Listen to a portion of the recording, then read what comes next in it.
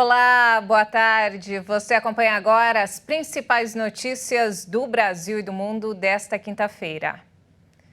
Eu começo essa edição com as manchetes dos sites dos principais jornais do país. Na Folha de São Paulo, caça russo dispara míssil perto de avião de espionagem britânico. Incidente em meio à tensão nuclear ocorreu há 3 semanas e Moscou alegou falha técnica. E agora o Estadão, Anistia Internacional volta a cobrar o Catar por direitos de trabalhadores da Copa do Mundo.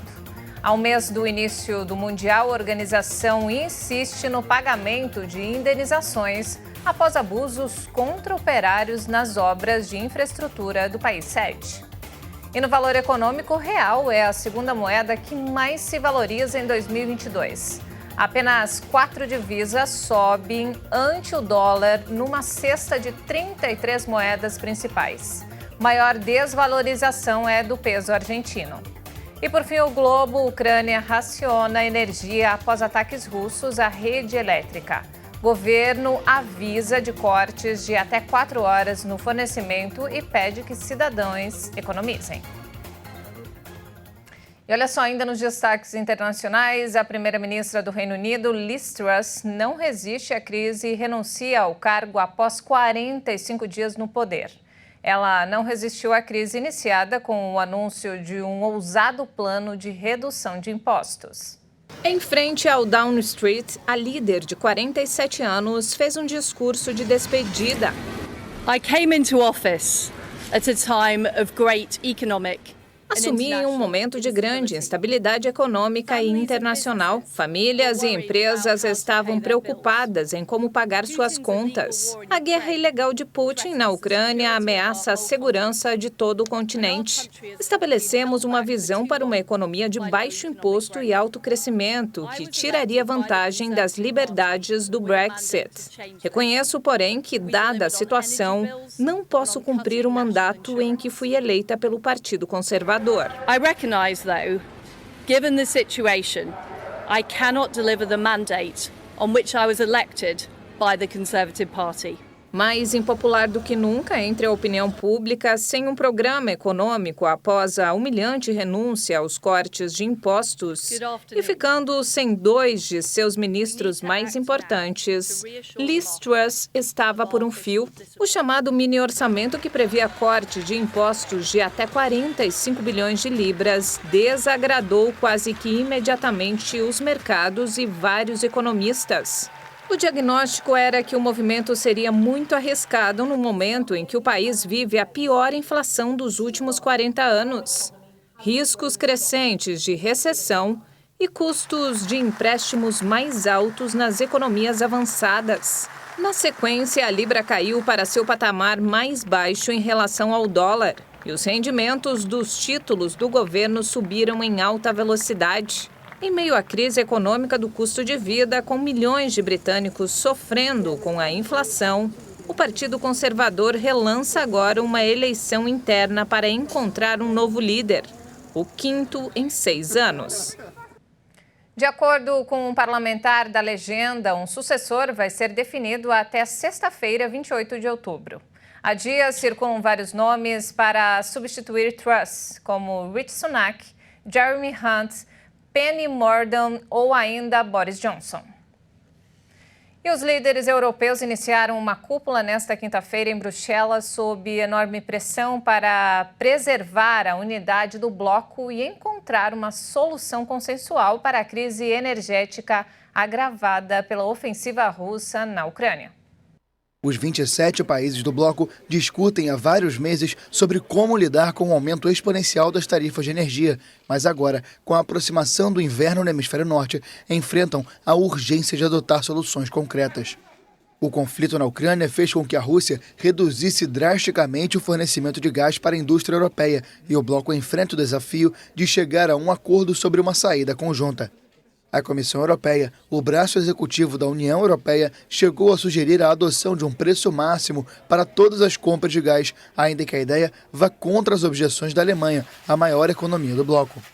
Antes do início da cúpula, Espanha, França e Portugal anunciaram um acordo para a implementação de um gasoduto que vai ligar Barcelona a Marsella, numa interligação da Península Ibérica com o resto do bloco através do território francês. E a Comissão Econômica para a América Latina e o Caribe revisou as projeções de crescimento para a América Latina. A entidade vê um cenário pior em 2023 para a região. A expectativa é que ocorra uma expansão de 3,2%. Em agosto, a projeção era um crescimento de 2,7%. Mas a comissão antecipa que a desaceleração da economia vai se acentuar no ano que vem. Em um comunicado, a CEPAL explicou que em 2023 os países da região voltarão a se deparar com um contexto internacional desfavorável, no qual se espera uma desaceleração tanto no crescimento quanto no comércio global. Juros mais altos e menos liquidez global, como resultado da guerra entre a Rússia e a Ucrânia, também são fatores que podem prejudicar o crescimento. A avaliação é que os países latino-americanos voltarão a enfrentar um ambiente complexo para a política fiscal e monetária, após o aumento das taxas de juros no mundo para conter a inflação, o que terá um impacto negativo no consumo privado e no investimento. A CEPAL explicou ainda que a maioria dos países da região são particularmente afetados pelo baixo dinamismo da China, que é um importante mercado para suas exportações de bens. E de volta ao Brasil, o Supremo Tribunal Federal formou maioria para permitir a oferta de serviços de transporte público gratuito no dia do segundo turno. A medida não é obrigatória e os gestores não podem ser punidos por abuso de poder se tomarem a decisão, já que ela tem o objetivo de oferecer a garantia constitucional do direito de voto.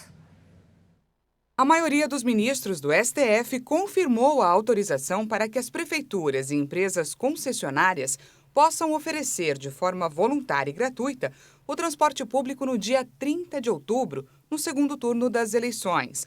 O tribunal analisou no plenário virtual a decisão individual do ministro Luiz Roberto Barroso, relator do caso. Acompanharam o voto do relator os ministros Edson Fachin, Carmen Lúcia, Dias Toffoli, Luiz Fux, Ricardo Lewandowski e Alexandre de Moraes. Segundo o relator, diante da desigualdade social, é justificável que o poder público financie os custos de transporte para que as pessoas exerçam o seu direito ao voto.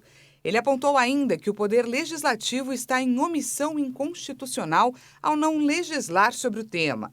Barroso afirmou que a prática de oferecer o serviço não pode levar à punição de prefeitos e gestores por crimes eleitorais ou de improbidade administrativa.